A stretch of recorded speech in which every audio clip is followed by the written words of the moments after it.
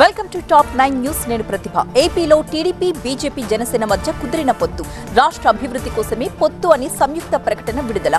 Super 6 కి నిధులు ఎక్కడి నుంచి తెస్తారని బాబును ప్రశ్నించిన వైసీపీ. డీఎంకేతో కమల్ హాసన్ పొత్తు ఖరారు. ఎలక్షన్ స్పెషల్ టాప్ 9 న్యూస్ ఇప్పుడు చూద్దాం. ఆంధ్రప్రదేశ్లో బీజేపీ, జనసేన, టీడీపీ మధ్య పొత్తు కుదిరింది. 2 రోజులుగా ఢిల్లీలోనే ఉంటున్న చంద్రబాబు, జనసేన అధ్యక్షుడు పవన్ కళ్యాణ్ పొత్తుపై కేంద్ర హోంమంత్రి అమిత్ షా, బీజేపీ జాతీయ అధ్యక్షుడు జేపీ నడ్డాతో జరిపిన చర్చలు కొలిక్కి వచ్చాయి. 3 పార్టీలు కలిసి ఏపీలో పోటీ చేయాలని నిర్ణయించాయి. ఏపీ భవిష్యత్తును దృష్టిలో పెట్టుకుని పొత్తు కుదుర్చుకున్నామని టీడీపీ నేత కనకమెడల రవీంద్ర కుమార్ తెలియజేశారు. ప్రభుత్వ వ్యతిరేక ఓటు చీలకూడదు అన్నదే లక్ష్యమని వివరించారు. పార్టీల బలాబలాల్ని బట్టి సీట్ల నిర్ణయం ఉంటుందని కనకమెడల వెల్లడించారు. టీడీపీ, బీజేపీ, జనసేన పొత్తుపై 3 పార్టీలు సంయుక్త ప్రకటన జారీ చేశాయి. గడిచిన 10 ఏళ్లుగా దేశ అభివృద్ధి కోసం ప్రధాని మోదీ అలుపెరగకుండా శ్రమిస్తున్నారని, ఇప్పుడు టీడీపీ, జనసేన కలిసి రావడం వల్ల ఏపీ ప్రజల ఆకాంక్షలు నెరవేర్చడంలో సాయంగా ఉంటుందని ఆ ప్రకటనలో పేర్కొన్నారు. బీజేపీ, టీడీపీ మధ్య ఎంతో పాత స్నేహం ఉందని ఈ ప్రకటనలో తెలిపారు. సీట్ల సర్దుబాటుకు సంబంధించి 1-2 రోజుల్లో స్పష్టత వస్తుందని ఈ ప్రకటనలో పేర్కొన్నారు. మరొక వైపు పొత్తును బీజేపీ జాతీయ అధ్యక్షుడు జగత్ ప్రకాష్ నడ్డా ఎక్స్ వేదికగా స్వాగతించారు. తెలంగాణలో బీజేపీ ఒంటరిగానే పోటీ చేస్తుందని కేంద్ర మంత్రి, రాష్ట్ర బీజేపీ అధ్యక్షుడు కిషన్ రెడ్డి తెలియజేశారు. తెలంగాణలో మెజారిటీ సీట్లు గెలవాలన్నది తమ లక్ష్యమన్నారు. తెలంగాణలో మిగిలిన 8 స్థానాలకు అభ్యర్థుల పేర్లు త్వరలోనే ప్రకటిస్తామని కిషన్ రెడ్డి తెలియజేశారు.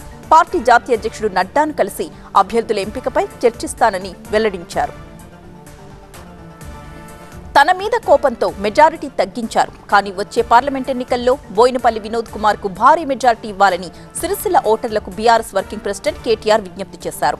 సిరిసిల్ల నియోజకవర్గం పరిధిలో ఉన్న వీర్నపల్లిలో బీఆర్ఎస్ కార్యకర్తల విస్తృత స్థాయి సమావేశంలో పాల్గొన్నారు కేటీఆర్. కల్లబుల్లి మాటలు చెప్పి కాంగ్రెస్ అధికారంలోకి వచ్చిందన్నారు. పంటలకు నీళ్లిచ్చే అవకాశం ఉన్నా కాంగ్రెస్ సర్కార్ ఇవ్వట్లేదని ఆరోపించారు కేటీఆర్. సూపర్ 6 పథకాలతో ప్రజల ముందుకొస్తున్న చంద్రబాబు వాటికి అవసరమయ్యే 2,50,000 కోట్ల రూపాయలు ఎలా సమకూర్చుతారో చెప్పాలని మంత్రి పెద్దిరెడ్డి రామచంద్రారెడ్డి ప్రశ్నించారు.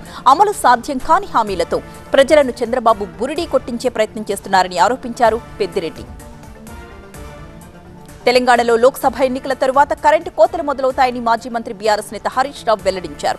ఎన్నికలుండడంతో ఇప్పుడు ఏమాత్రం కరెంట్ అయినా ఇస్తున్నారంటూ అన్నారు. ఆ తరువాత కరెంటు కోతలు తప్పవంటూ హెచ్చరించారు. ఎన్ని తేదీలు మారినా రుణమాఫీ ఇవ్వడం లేదని హరీష్ రావు అన్నారు. రానున్న పార్లమెంట్ ఎన్నికల్లో తమ పార్టీ ఒంటరిగా పోటీ చేస్తుందని బహుజన్ సమాజ్ పార్టీ అధ్యక్షురాలు మాయావతి స్పష్టం చేశారు. ఇతర పార్టీలతో పొత్తు, థర్డ్ ఫ్రంట్ ఏర్పాటు అంతా తప్పుడు ప్రచారమన్నారు. ఎన్నికలు ఎదుర్కోవడానికి బీఎస్పీ అన్ని విధాలా బలంగా ఉందని మాయావతి ఎక్స్ వేదికగా ప్రకటించారు. కమల్ హాసన్ కు చెందిన మక్కల్ నీతి మయ్యం పార్టీ ఇండియా కూటమిలో చేరింది. పదవుల కోసం కాదు, దేశ ప్రయోజనాల కోసం తాము కూటమిలో చేరినట్టుగా కమల్ ప్రకటించారు. చెన్నైలోని డీఎంకే కార్యాలయంలో పొత్తు ఒప్పందంపై కమల్ హాసన్, డీఎంకే అధ్యక్షుడు స్టాలిన్ సంతకాలు పెట్టారు. పొత్తులో భాగంగా కమల్ హాసన్ పార్టీకి రాజ్యసభ స్థానం ఇవ్వబోతున్నారు. ఇండియా కూటమికి తన సంపూర్ణ మద్దతుంటుందని చెప్పారు కమల్. తెలంగాణ కోసం, రంగారెడ్డి జిల్లా కోసం తాను రాజకీయాల్లోకి వచ్చానని చేవెళ్ల లోక్సభ బీజేపీ అభ్యర్థి కొండా విశ్వేశ్వరరెడ్డి అన్నారు. అధికారం మిగిలి ఉండగానే తాను అధికార పార్టీ అవినీతిని ప్రశ్నించి బయటకొచ్చిన విషయం కూడా గుర్తు చేశారు. శంకరపల్లి మండలంలో నిర్వహించిన కార్యకర్తల సమావేశంలో కొండా విశ్వేశ్వరరెడ్డి పాల్గొన్నారు. కార్యకర్తల టీం వర్క్ తోనే గెలుపు సాధ్యం అన్నారాయన. రేపటి సిద్ధం సభలో వైసీపీ మేనిఫెస్టో విడుదల. మేదరమెట్లలో వైసీపీ విస్తృత ఏర్పాట్లు. రాష్ట్ర భవిష్యత్ కోసమే పొత్తులు అన్న Purandeswari. AP today top 9 news ఇప్పుడు చూద్దాం. 5 ఏళ్లలో జరిగిన అభివృద్ధి, వచ్చే 5 ఏళ్ల ప్రణాళికను రేపటి సిద్ధం సభలో సీఎం జగన్ ప్రజల ముందుంచుతారు అన్నారు వైసీపీ ఎంపీ విజయసాయిరెడ్డి. బడుగు, బలహీన వర్గాల ఆర్థిక, సామాజిక అభివృద్ధికి వైసీపీ ప్రభుత్వం చేసిన కృషిని వివరిస్తానన్నారు. రేపటి సభ తరువాత ఎన్నికల ప్రచారం షురూ అవుతుందన్న విజయసాయి, ప్రజల స్పందన చూస్తుంటే వై నాట్ 175 సాకారం కాబోతోందన్నారు. మేదరమెట్లలో రేపు జరిగే సిద్ధం సభ ఏర్పాట్లను పరిశీలించారు మంత్రి విడుదల రజని. ఈ సభకు భారీ ఎత్తున తరలి రావడానికి జనం సిద్ధమయ్యారని చెప్పారు. గత 3 సిద్ధం సభల కంటే కూడా మేదరమెట్ల సభకు అధిక సంఖ్యలో జనం వస్తారన్నారు రజని. ప్రజలు ఇప్పటికే జగన్ ని మరోసారి సీఎంని చేయడానికి డిసైడ్ అయ్యారని చెప్పారు. టీడీపీ అధికారంలోకి రావాలంటే ఢిల్లీ చుట్టూ తిరగాలని, తాము జనాల్లోకి వెళితే చాలన్నారు మంత్రి జోగి రమేష్. ఎన్నికలయ్యాక మోదీ వల్లే ఓడిపోయారని చంద్రబాబు తిడతారని అన్నారు. ప్రజలు ఆల్రెడీ డిసైడ్ అయ్యారని, 175 స్థానాల్లో పోటీ తాము సిద్ధంగా ఉన్నామని అన్నారు. రాబోయే ఎన్నికల్లో వార్ వన్ సైడ్ ఉండబోతుందన్నారు మంత్రి జోగి.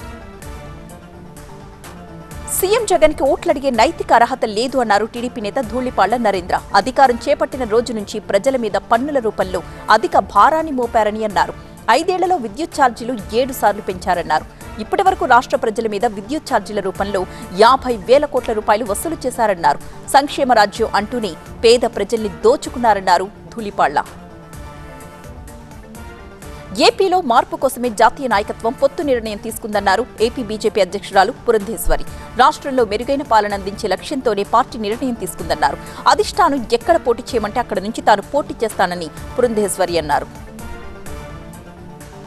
టీడీపీ బీజేపీ జనసేన పొత్తుపై ఆందోళన పడాల్సిన అవసరం లేదని వైసీపీ నేతలు సజ్జల రామకృష్ణారెడ్డి, వైవి సుబ్బారెడ్డి పార్టీ నేతలకు భరోసా ఇచ్చారు. సీఎం క్యాంప్ ఆఫీసులో ఉత్తరాంధ్ర జిల్లాల ఎమ్మెల్యేల సమావేశం జరిగింది. 34 మంది ఎమ్మెల్యేలలో 32 మంది ఈ సమావేశంలో పాల్గొన్నారు. ఒంటరిగా పోటీ చేస్తున్నాం, తిరిగి అధికారంలోకి వస్తున్నాం, ఆందోళన పడాల్సిన అవసరం ఏమాత్రం లేదని స్పష్టం చేశారు. చంద్రబాబు పచ్చి మోసగాడని మండిపడ్డారు ఎంపీ కేశినేని నాని. అమిత్ షా అపాయింట్మెంట్ కోసం 3 రోజులుగా ఢిల్లీలో పడిగాపులు కాస్తున్నారని చెప్పారు. తెలుగువారి ఆత్మగౌరవం ఢిల్లీలో తాకట్టు పెట్టేశారన్నారు. ఎంతమంది వచ్చినా జగన్ ని ఓడించలేరు అన్నారు. రాష్ట్రంలో వార్ వన్ సైడ్ అవుతుందన్నారు కేశినేని నాని. సీఎం జగన్ దేవదూతలా వచ్చి తన బీసీలంటూ సంక్షేమ కార్యక్రమాలు నిర్వహిస్తున్నారన్నారు వైసీపీ ఎంపీ ఆర్ కృష్ణయ్య. ఎన్నడూ పదవులు పొందని కులాల వారికి సైతం రాజ్యాధికారం దక్కే విధంగా చేశారు అన్నారు. వేషం భాష మారాలని తాను ఇన్ని సంవత్సరాలు కొట్లాడానని ఈ రోజు తమకు ఆనందంగా ఉంది అన్నారు. జగన్మోహన్ రెడ్డి వచ్చిన తరువాత విద్యా, అధికారం, సంపదలో బీసీలకు వాటా దక్కేలా చేశారన్నారు ఆర్ కృష్ణయ్య. సమాజమే దేవాలయం, ప్రజలే దేవుళ్లు అన్న నందమూరి తారక రామారావే తమకు స్ఫూర్తి అన్నారు నారా బ్రాహ్మణి. బసవతారకం ఉచిత క్యాన్సర్ నిర్ధారణ సంచార వాహనాన్ని తాడేపల్లిలో నారా బ్రాహ్మణి ప్రారంభించారు. ఆరోగ్య సేవలు అందించడం తన తండ్రి బాలకృష్ణకు తనకు చాలా ఇష్టమన్నారు. లక్షలాది మంది క్యాన్సర్ రోగులకు సేవలు అందించడం గర్వంగా ఉందని బ్రాహ్మణి అన్నారు. ఈ కార్యక్రమంలో బాలకృష్ణ సతీమణి వసుంధర కూడా పాల్గొన్నారు. మరో పథకాన్ని ప్రారంభించడానికి సిద్ధమవుతున్న తెలంగాణ ప్రభుత్వం. శంకుస్థాపనలు, ప్రారంభోత్సవాల స్పీడ్ పెంచిన సీఎం రేవంత్. ఎల్ఆర్ఎస్ పై సీఎంకి KTR letter. Telangana politics top 9 news ఇప్పుడు చూద్దాం. 6 గ్యారంటీల్లో మరో గ్యారంటీ అమలుకు తెలంగాణ సర్కార్ సిద్ధమవుతోంది. ఎన్నికల్లో హామీ ఇచ్చిన మహిళలకు 2,500 ఆర్థిక సాయంపై నిర్ణయం తీసుకోవడానికి ఈ నెల 12న తెలంగాణ కేబినెట్ సమావేశం కానుంది. కొత్త రేషన్ కార్డుల జారీపై కూడా మంత్రివర్గంలో చర్చిస్తారు. గవర్నర్ కోట ఎమ్మెల్సీ అభ్యర్థుల ఎంపికపై కూడా కేబినెట్ సమావేశంలో నిర్ణయం తీసుకునే అవకాశాలున్నాయి. హైదరాబాద్ ఉప్పల్ నల్ల చెరువు సీవేజ్ ప్లాంట్ ప్రారంభోత్సవంలో పాల్గొన్నారు సీఎం రేవంత్. అన్ని ప్రాంతాల్ని సమానంగా అభివృద్ధి చేస్తామన్నారు ఆయన. ఎన్నికల సమయంలోని రాజకీయాలు, ఆ తర్వాత అభివృద్ధే అన్నారు. చెరువులు, ప్రభుత్వ స్థలాలు కబ్జా చేస్తే సహించమన్నారు. అధికారులు కఠిన చర్యలు తీసుకోవాలన్నారు సీఎం రేవంత్. కొందరు ఓల్డ్ సిటీ మెట్రోని ఆపాలి అని చూస్తున్నారన్నారు. మెట్రోని ఆపాలని కేంద్రానికి పదే పదే చెబుతున్నారన్నారు. కేంద్రాన్ని ఉసుగొల్పే వాళ్లను ముందే హెచ్చరిస్తున్నామన్నారు రేవంత్. మేడ్చల్ నియోజకవర్గం పరిధిలోని కండ్లకోయలో డబుల్ డెక్కర్ ఎలివేటెడ్ కారిడార్ కి శంకుస్థాపన చేశారు సీఎం రేవంత్ రెడ్డి. 1580 కోట్ల రూపాయలతో 5.32 కిలోమీటర్ల పొడవుతో ఈ ఎత్తైన వంతెన నిర్మిస్తున్నారు. సికింద్రాబాద్ బోయినపల్లి జంక్షన్ లో ఎంట్రీ, ఎగ్జిట్ పాయింట్లు, పారడైజ్ జంక్షన్ నుంచి నేరుగా ఓఆర్ఆర్ కు చేరుకునే సదుపాయం దీని ద్వారానే కలుగుతుంది. ఈ సందర్భంగా స్వయం సహాయక సంఘాల మహిళలతో సీఎం రేవంత్ రెడ్డి మాట్లాడారు. ఎల్ఆర్ఎస్ పై సీఎం రేవంత్ రెడ్డికి లేఖ రాశారు బీఆర్ఎస్ వర్కింగ్ ప్రెసిడెంట్ కేటీఆర్. ఉచితంగా ఎల్ఆర్ఎస్ అమలు చేయాలన్నారు. ఇచ్చిన మాట తప్పినందుకు ప్రజలకు క్షమాపణ చెప్పాలన్నారు. గతంలో ఎల్ఆర్ఎస్ అంటే దోపిడీ అని మాట్లాడారని, ఇప్పుడు ఎందుకు ప్రజల్ని దోచుకుంటున్నారని కేటీఆర్ ప్రశ్నించారు.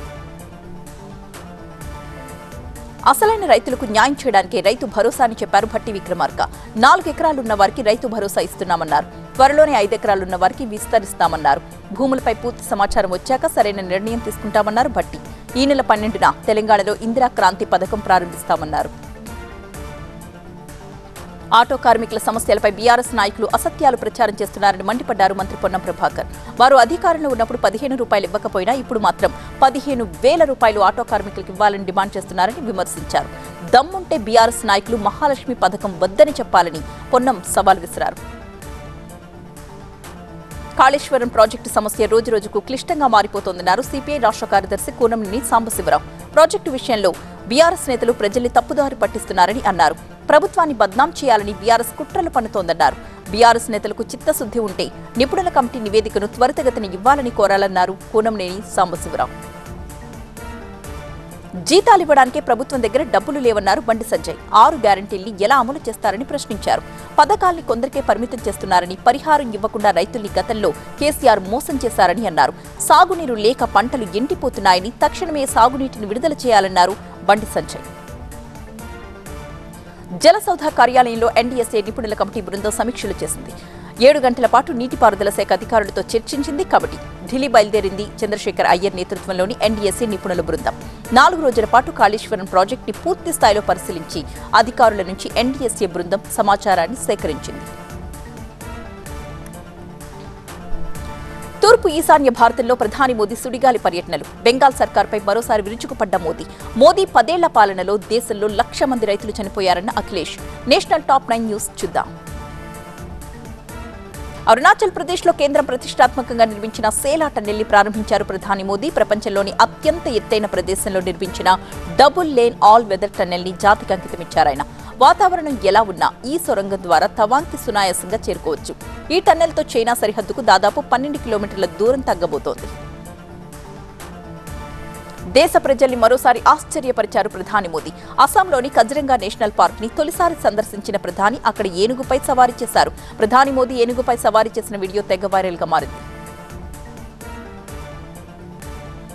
అస్సాం పర్యటనలో భాగంగా ప్రధాని మోదీ అస్సాంకు వీర సైనికుడు లచిత్ బోర్ఫుకాన్ 125 అడుగుల కాంస్య విగ్రహాన్ని ఆవిష్కరించారు. సంప్రదాయ దుస్తులు, తలపాగా ధరించిన ప్రధాని మోదీ అస్సాం సంప్రదాయ రీతిలోనే విగ్రహాన్ని ఆవిష్కరించారు. అస్సాం, అరుణాచల్ ప్రదేశ్లో సుడిగాలి పర్యటన తరువాత ప్రధాని మోదీ బెంగాల్లో సిలిగురికి వచ్చారు. సందేశ్ ఖలీలో దళితులు, ఆదివాసీ మహిళలతో తృణమూల్ నాయకులు వ్యవహరించిన తీరును యావత్ దేశం చర్చిస్తోందని అన్నారు ప్రధాని మోదీ. ఇక్కడి ప్రజలు పడుతున్న బాధలు బెంగాల్ ప్రభుత్వానికి పట్టట్లేదని ఆరోపించారు. బెంగాల్కి కేంద్రం పంపిస్తున్న డబ్బుని తృణమూల్ సర్కార్ దోచుకుంటోందంటూ విమర్శించారు. దేశంలో ఉగ్రవాదాన్ని, నక్సలిజాన్ని ప్రధాని నరేంద్ర మోదీ నిర్మూలించారని కేంద్ర హోంమంత్రి అమిత్ షా అన్నారు. దేశాన్ని కేవలం మోదీ మాత్రమే సురక్షితంగా ఉంచగలరు అన్నారు. పాట్నాలో నిర్వహించిన అత్యంత వెనుకబడ్డ వర్గాల సమ్మేళనంలో అమిత్ షా పాల్గొన్నారు. అత్యంత వెనుకబడ్డ వర్గాల అభ్యున్నతి మోదీ ద్వారానే సాధ్యమని తెలిపారు. బీహార్లో 40 సీట్లకు 40 సీట్లలో ఎన్డీఏని గెలిపించాలని అమిత్ షా పిలుపునిచ్చారు. అంతర్జాతీయ వేదికలపై గతంలో భారతదేశం మాట్లాడితే ఎవరూ పట్టించుకునేవారు కాదని, కానీ ఇప్పుడు మాట్లాడుతుంటే ప్రపంచమంతా తదేక దీక్షతో వింటోందని రక్షణ మంత్రి రాజ్నాథ్ సింగ్ అన్నారు. ఛత్తీస్గఢ్ రాజధాని రాయ్పూర్లో నిర్వహించిన కిసాన్ మహాకుంభ్లో రాజ్నాథ్ సింగ్ పాల్గొన్నారు. 21వ శతాబ్దం భారతదేశానిదేనని ప్రపంచ దేశాధినేతలంతా చెబుతున్నారని రాజ్నాథ్ సింగ్ తెలిపారు. భారత్ జోడో న్యాయ్ యాత్రలో కాంగ్రెస్ నేత రాహుల్ గాంధీ సైన్యంలో అగ్నివీర్ పథకంపై మండిపడ్డారు. గుజరాత్లోని భరూచ్లో ఆయన ర్యాలీ జరిపారు.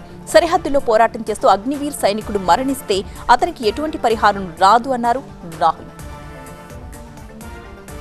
భారీ మెజార్టీతో 2 ఎన్నికల్లో గెలిచిన బీజేపీ దేశానికి ఏదైనా మంచి పని చేసుంటే ఇవాళ ఈడీ, సీబీఐ, పోలీసులు, ఇన్కమ్ ట్యాక్స్ అవసరం ఉండేది కాదని ఢిల్లీ సీఎం అరవింద్ కేజ్రీవాల్ అభిప్రాయపడ్డారు. సొంతంగా బీజేపీ మంచి పనులు చేయకపోవడమే కాదు, మంచి పనులు చేస్తున్న విపక్ష ప్రభుత్వాల్ని ఆ పనులు చెయ్యకుండా అడ్డుకుంటున్నారని ఆరోపించారు కేజ్రీవాల్. బీజేపీ అధికారంలోకి వచ్చిన తరువాత దేశంలో గడిచిన 10 ఏళ్లలో 1,00,000 మంది రైతులు ఆత్మహత్య చేసుకున్నారని సమాజ్వాదీ పార్టీ అధ్యక్షుడు అఖిలేష్ యాదవ్ అన్నారు. ఆదాయం రెట్టింపవుతుందని ఇచ్చిన హామీని బీజేపీ గాలి కొదిలేసిందని విమర్శించారు. జీరో టాలరెన్స్ గురించి మాట్లాడే బీజేపీ పరిస్థితి యూపీలో జీరో అయిపోయిందని అఖిలేష్ ఆరోపించారు. కాశీ విశ్వనాథుడి సన్నిధిలో ప్రధాని మోదీ తిరుమల శ్రీనివాసుని దర్శించుకున్న గౌతమ్ గంభీర్. మహిళలకు ₹1000 పథకాన్ని ప్రారంభించిన Delhi CM Kejriwal. Metro top 9 news చూద్దాం. వివిధ రాష్ట్రాల్లో సుడిగాలి పర్యటన చేస్తున్న ప్రధాని నరేంద్ర మోదీ యూపీలోని తన సొంత నియోజకవర్గం వారణాసికి వచ్చారు. బెంగాల్లోని సిలిగురి నుంచి ఆయన నేరుగా వారణాసి వచ్చారు. రాత్రివేళ వచ్చినప్పటికీ ఆయన్ని చూసేందుకు వారణాసి దారి పొడవునా ప్రజలు వేచి ఉన్నారు. వారణాసి వీధుల్లో రోడ్ షో జరిపిన ప్రధాని ఆ తరువాత కాశీ విశ్వనాథుడిని దర్శించుకున్నారు. విశ్వనాథుడికి ప్రత్యేక పూజలు చేశారు. రాయ్పూర్ పర్యటనకు వచ్చిన రక్షణ మంత్రి రాజ్నాథ్ సింగ్ ఛత్తీస్గఢ్ మాజీ సీఎం, ప్రస్తుత స్పీకర్ రమణ్ సింగ్ నివాసానికి వెళ్లారు. ఆయన వెంట ఛత్తీస్గఢ్ సీఎం విష్ణుదేవ్ సాయి కూడా ఉన్నారు. రమణ్ సింగ్ సతీమణి రాజ్నాథ్ సింగ్ కి హారతిచ్చి సంప్రదాయబద్ధంగా స్వాగతం పలికారు. బీజేపీ నాయకుడు క్రికెటర్ గౌతమ్ గంభీర్ తిరుమల శ్రీనివాసుని దర్శించుకున్నారు. భార్యతో కలిసి ఆయన తిరుమలొచ్చారు. దర్శనం తర్వాత బయటకొచ్చిన గంభీర్ ని ఫ్యాన్స్ చుట్టుముట్టారు. ఆయనతో సెల్ఫీలు దిగడానికి పోటీ పడ్డారు. ఢిల్లీ ప్రభుత్వం మహిళల కోసం కొత్తగా ప్రకటించిన పథకాన్ని సీఎం అరవింద్ కేజ్రీవాల్ ప్రారంభించారు. ఈ పథకం కింద 18 ఏళ్లు నిండిన మహిళలకు ప్రతి నెల ₹1000 ఆర్థిక సాయాన్ని ఢిల్లీ ప్రభుత్వం అందించనుంది. బేటీ పడావో బేటీ బచావ్ అంటున్నారు. అది మాటల్లో తప్ప ఎక్కడా చేతల్లో కనబడట్లేదని ఈ సమావేశంలో పాల్గొన్న మహిళా ఆప్ కార్యకర్తలు అన్నారు. పెద్ద సంఖ్యలో మహిళలు ఈ కార్యక్రమంలో పాల్గొన్నారు. ఉత్తరాఖండ్లోని తనక్పూర్, డెహ్రాడూన్ల మధ్య కొత్త రైలును ముఖ్యమంత్రి పుష్కర్ సింగ్ ధామీ ప్రారంభించారు. ఈ రైలు హరిద్వార్ మీదుగా రాకపోకలు సాగిస్తుంది. ఈ రైలు కోసం ఉత్తరాఖండ్లో చాలా కాలంగా డిమాండ్ ఉంది. రైలు ప్రారంభం సందర్భంగా ప్రయాణికులతో సీఎం ధామీ మాట్లాడారు. మధ్యప్రదేశ్లో కాంగ్రెస్ కి బిగ్ షాక్. కేంద్ర మాజీ మంత్రి సురేష్ వచౌరి, మాజీ ఎంపీ గజేంద్ర సింగ్ బీజేపీ కండువా కప్పుకున్నారు. వారికి సీఎం మోహన్ యాదవ్, మాజీ సీఎం శివరాజ్ సింగ్ చౌహాన్ కండువా కప్పి పార్టీలోకి ఆహ్వానం పలికారు. వరుస సెలవులు రావడంతో అయోధ్యలో భక్తులు పోటెత్తారు. తెల్లవారుజాము నుంచి అయోధ్యకు పెద్ద సంఖ్యలో బారులు తీరారు. బాలరాముణ్ణి దర్శించుకున్నారు. 71వ మిస్ వరల్డ్ పోటీలకు భారతదేశం ఆతిథ్యమిస్తోంది. ముంబైలోని జియో వరల్డ్ కన్వెన్షన్ సెంటర్లో జరుగుతున్న ఈ పోటీల్లో పాల్గొనడానికి సెలబ్రిటీస్ తరలివచ్చారు. భారత్లో 28 ఏళ్ల తర్వాత ఈ పోటీలు జరుగుతున్నాయి. భారత్లో చివరిసారి 1996లో ఈ పోటీలు జరిగాయి. భారత్ తరపున ఈ పోటీలో సినీ శెట్టి పాల్గొంటున్నారు. ధర్మశాలలో ఇంగ్లాండ్తో జరుగుతున్న 5వ టెస్టులో భారత్ ఇన్నింగ్స్ తేడాతో ఘన విజయాన్ని సాధించింది. ఈ విక్టరీతో భారత్ 4-1 తేడాతో సిరీస్ను కైవసం చేసుకుంది. భారత్ తొలి ఇన్నింగ్స్లో 477 పరుగులకు ఆలౌట్ కాగా, ఇంగ్లాండ్ తొలి ఇన్నింగ్స్ 218, రెండో ఇన్నింగ్స్లో 195 పరుగులకు ఆలౌట్ అయింది. ఇక భారత బౌలర్స్లో అశ్విన్ 5 వికెట్లు పడగొట్టగా, బుమ్రా 2, కుల్దీప్ యాదవ్, జడేజా చెరో వికెట్ని పడగొట్టారు. ఇంగ్లాండ్ బ్యాటర్స్లో జో రూట్ ఒక్కడే రాణించి 84 పరుగులు చేశాడు.